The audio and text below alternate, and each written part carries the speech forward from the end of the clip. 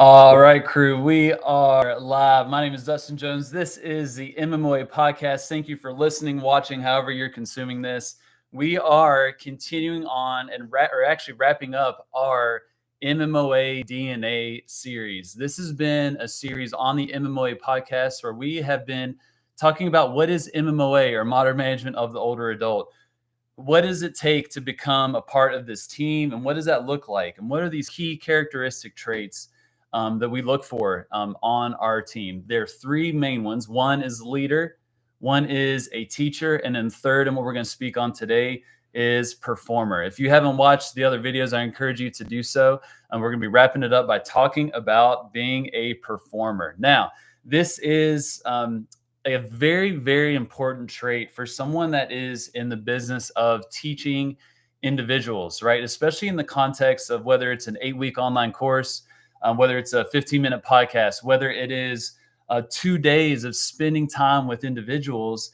You can be very, very intelligent and smart and be able to relay information. But if you can't do that in an entertaining manner to be able to maintain attention, then you will not be a very effective educator. And so the concept of being a performer is a very, very important one. So there are three main things that we think about as a performer. One is that we master our voice, that we are engaging, and that we understand the concept of the vibe of the weekend. So first one, about voice, something that is very, very important. And I think some clinicians will do an okay job, but where we really look to for a lot of inspiration is in the realm of fitness with coaches. Coaches that lead group classes are really, really good at managing their voice to get a point across and performing and entertaining a group of people. There's three things that we think about. One is voice projection. Voice projection. We'll find ourselves in all kinds of different spaces. Some have great acoustics, a lot of them do not. Big open spaces where your voice can easily get lost. And so we like to think about being able to project our voice so it travels further. This is not about screaming louder. It's about being able to project our voice, our coach's voice, if you will, so it is able to travel in a bigger area so people can hear. So we think about voice projection. The next thing is we think about inflection, the change of kind of the tone or the volume of our voice. And we time that with emphasizing key points. And so what you'll see, especially in something like a lecture, we may be discussing in a very casual manner about a particular research study, for example, and then we get to a really key point that we don't want you to forget. This is something like 1 rep max living in the context of modern management of the older adult. That you're going to start to see that faculty member get fired up to where they start to really ramp things up, and they match the importance of this point with the inflection of their voice, that you see a noticeable change in how they're speaking about this particular point. That is inflection. That is something that can help drive home learning. And then third, what we like to think about is the cadence of the words that we use, that oftentimes we can slow down our cadence and allow space in between our words to really drive home a key point. This is really important because when we get to, let's say, a concept like 1RM living, for example, we'll ramp up inflection, and then we'll kind of notice that cadence will slow down and that we're bringing home some really key points, but we allow space around those words for you to think, to comprehend, and to really absorb that material.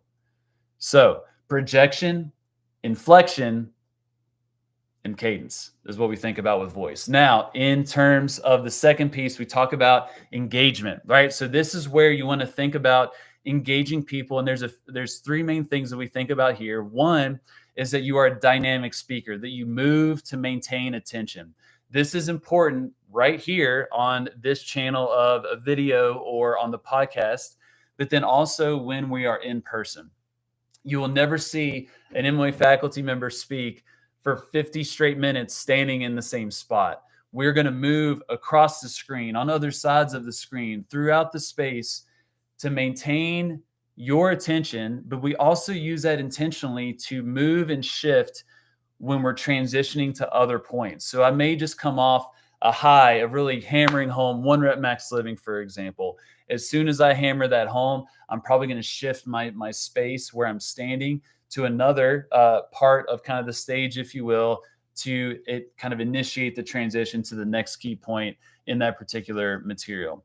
That keeps people engaged because you're not just one target, you're a moving target, and their eyes will typically follow and they'll typically pay a little bit more attention. So movement is really important. Next is going to be your excitement, right? This is where your excitement is infectious.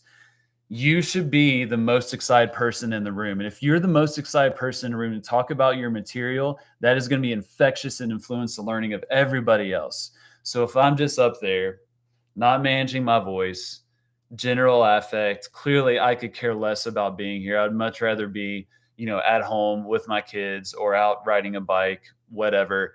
That is going to come across, right? It's boring. I'm not excited, and you're not going to be excited to learn. So I should be super excited about this stuff, and that is going to infect you and your learning capacity. All right. So we move to maintain attention. We have noticeable excitement, and then we have limited use of filler words, the ums, the likes. We all have our ticks.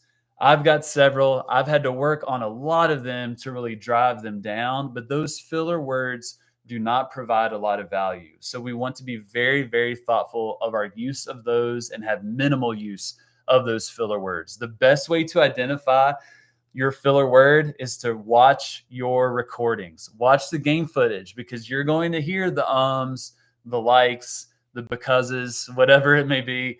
And I challenge you, count them, tally them up, and it will be so painful to watch, but you will never use those again. Watch your game footage, notice your filler words, and then go ahead and knock those out. All right, so we've talked about voice, we talked about engagement, and last but not least, the vibe, right? This is really important. Harder to do in the online space, but it can still be done, but definitely in the live person-to-person interaction.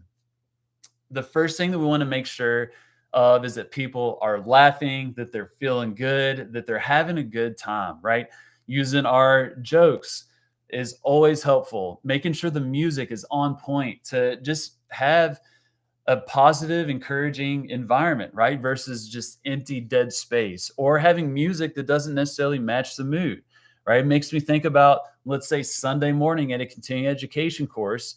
Do you want to rock out to some Nine Inch Nails or set the mood with some Creedence Clearwater, right? Or some Red Hot Chili Peppers radio, something kind of chill and smooth versus, freaking headbangers right out the gate at 7:55 on a Sunday morning.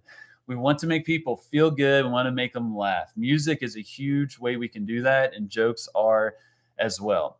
Now, with music, we want to make sure that we're leveraging music to match the energy that we're going for, right? What you'll see at MMOA courses is that, particularly in the mornings, we'll have kind of that Creedence Clearwater vibe, just kind of chiller music. And as the day progresses, especially as we get in the labs and we're starting to lift heavier stuff, we'll throw on the bangers, right? We'll throw on some rap music. We'll throw on some high energy music to kind of match the vibe that we're going for. We also use that music and the volume of that music in particular parts. Like if we are doing a lot of back and forth where I may be giving instruction and then you practice, well, I'll turn that music down as I'm giving instruction so you can hear me. And as soon as I want you to start practicing, I'm going to ramp that music up to really create that positive environment, right? This is what we think about. Also during breaks as well, that we make sure that we have some of that music going, because that's a huge asset to managing the vibe. So engage your folks, make them laugh, make them feel good, tell them stories, talk to them,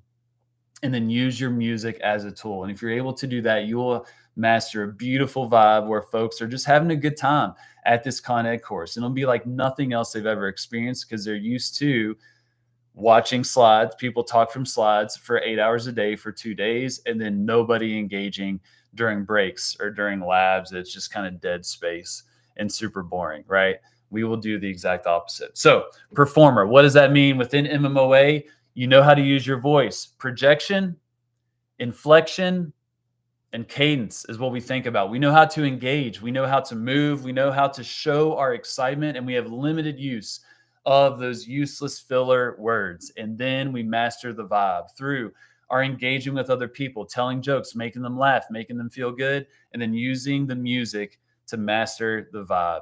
That is what you will see from an MMOA faculty member. I appreciate you all coming along through this series. This is something that we're really passionate about.